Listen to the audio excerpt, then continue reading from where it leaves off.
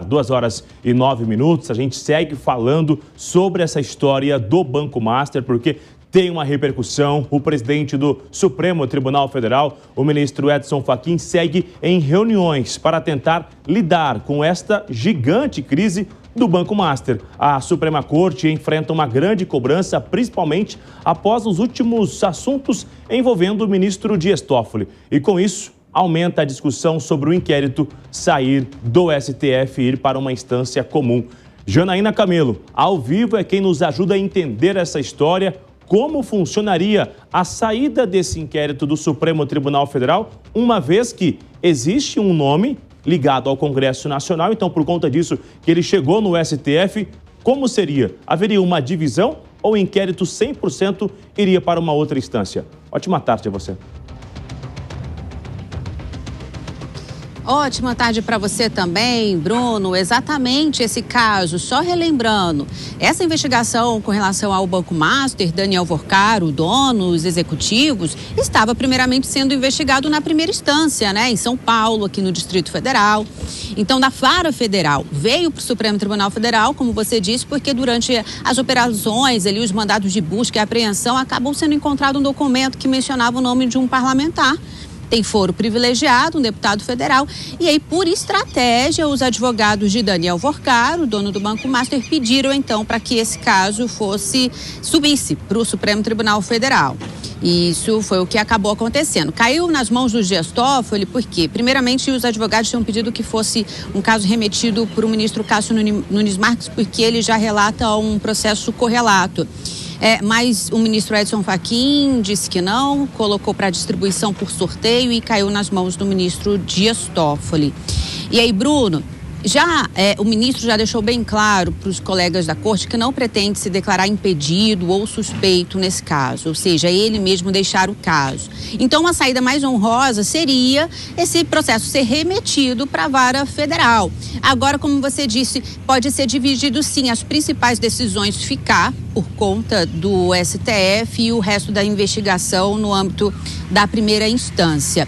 Então, o que pode ser decidido ao longo do inquérito, porque a Polícia Federal ainda está no andamento das investigações, né? O ministro, 2 semanas atrás, tinha dado ali 2 meses de prazo máximo para que esse inquérito seja concluído. Então, concluir esse inquérito ou mesmo um relatório parcial para ser enviado para o ministro Dias Toffoli e, a partir dali, ele decidir que, se não houver realmente nenhuma outra autoridade com foro privilegiado sendo investigado, porque esse deputado federal que foi mencionado durante o início das investigações, já se comprovou que o documento encontrado não tem nenhuma relação com os crimes que estão sendo apurados. Então, se não houver, de fato, nenhuma autoridade com foro privilegiado, sem nenhum motivo para que permaneça no STF, o ministro Dias Toffoli, então, ele mesmo decidiria, numa decisão monocrática, que esse caso pode ser remetido para a primeira instância, a instância de origem. Mas qualquer decisão monocrática do ministro Dias Toffoli precisa passar por um colegiado, no caso seria a segunda turma, porque é a segunda turma da qual ele faz parte.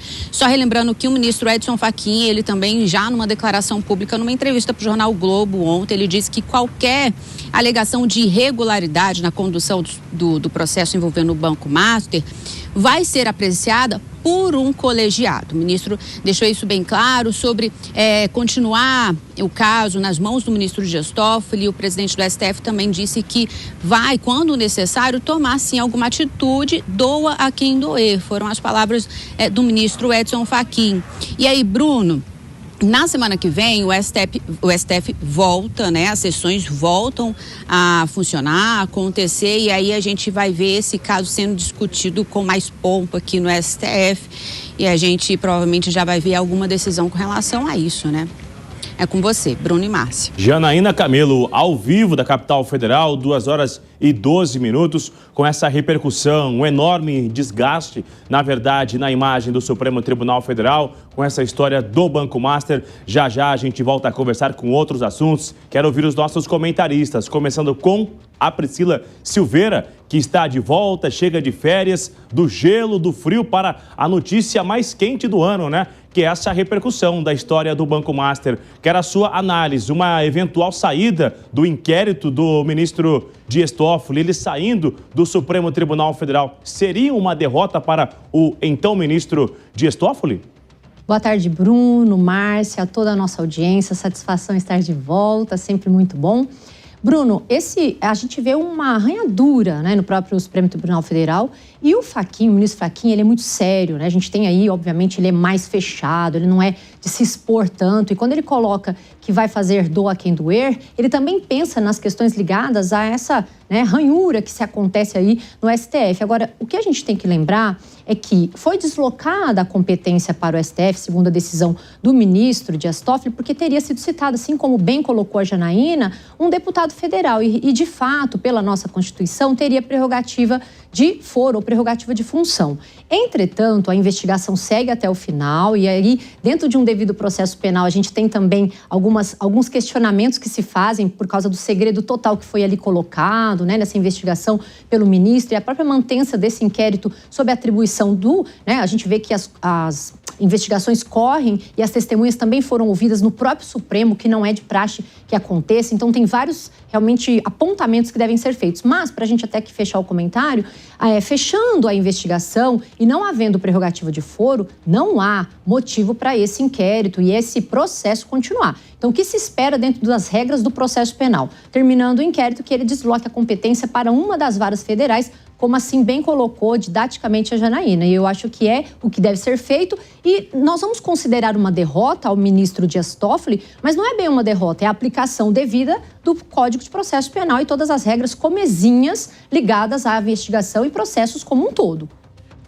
Priscila Silveira, muito obrigada. Agora, Mano Ferreira também se juntando com a gente nessa conversa, saindo um pouco do didático, como a Priscila colocou, das regras do direito. O que essa condução do caso do Banco Master, Mano, revela, né, sobre essa percepção de independência e legitimidade do STF e também da nossa, da população, né, olhar para esse caso e não sentir que, de fato, está sendo feito o que deveria ser feito, a profundidade disso, né, e também por que tantas pessoas envolvidas estão tentando impedir de alguma forma uma investigação. Como é que a gente analisa isso de fora, sem tocar na lei, dessa percepção inadequada da condução desse processo, Mano?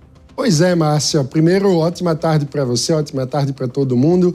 A gente olha para a situação do Banco Master e fica muito evidente o tamanho da confusão entre público e privado no Brasil. E esse é um problema histórico. A gente poderia voltar a falar desde os portugueses e da colonização sobre o problema do patrimonialismo, que é exatamente esse tipo de comportamento quando a coisa pública é tratada como se fosse o quintal da casa do poderoso de ocasião que ocupa um cargo. Esse tipo de situação é muito recorrente na nossa história política em todas as esferas de poder no Brasil e, infelizmente, não há instituição na República que esteja à prova de patrimonialismo. O que a gente vê é essa eterna confusão acontecendo entre público e privado. Então, se essa é uma deficiência, uma característica histórica e cultural do nosso país,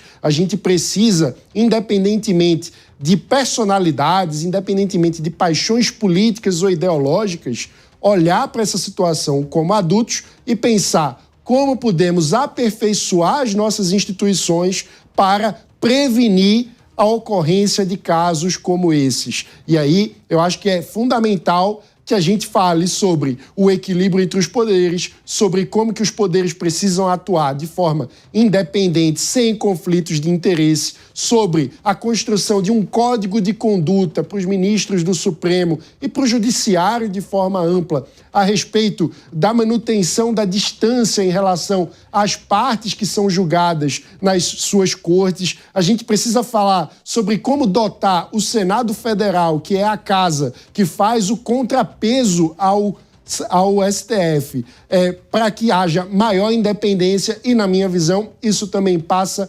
inequivocamente pelo fim do foro privilegiado, que, caso não existisse, sequer teria havido a atração de competência para o Supremo sobre essa história e a gente teria, muito possivelmente, o trâmite normal da justiça comum acontecendo sem ter esse tipo de blindagem de gente tão poderosa, gerando muito mais desconfiança para a população brasileira em relação às nossas instituições.